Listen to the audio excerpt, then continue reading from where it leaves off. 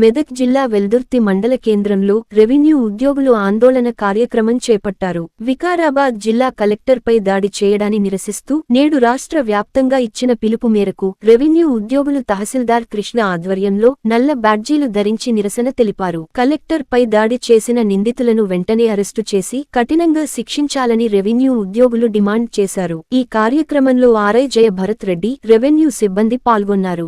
Revenue ఉద్యోగులు అందరూ కూడా నిరసన కార్యక్రమం తెలియజేయనది. వికారాబాద్ జిల్లా ఉద్వాల మండలానికి సంబంధించి ఫార్మా కంపెనీ విషయమై రైతులతో మాట్లాడటానికి వెళ్ళినటువంటి గౌరవ కలెక్టర్ గారు, మండల తహసీల్దారు మరియు భూసేకరణ అధికారులపైన పబ్లిక్ దాడి చేసిన విషయమై భవిష్యత్తులో ఎప్పుడూ కూడా ఇటువంటి దాడులు గతంలో ఎప్పుడూ కూడా ఎటువంటి దాడులు జరగలేదు.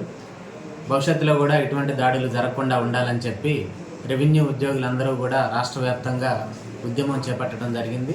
ఆ ఉద్యమంలో మొదటి స్టెప్పుగా ఈరోజు నిరసన కార్యక్రమం తెలియజేస్తూ ఉద్యమాన్ని ప్రారంభించడం జరిగింది. దాంట్లో భాగంగానే వెల్దుర్తి మండలంలో ఈరోజు తహసీల్దార్ కార్యాలయంలో రెవెన్యూ ఉద్యోగులందరం కూడా నల్ల బ్యాడ్జీలు ధరించి నిరసన వ్యక్తం చేయడం జరిగింది.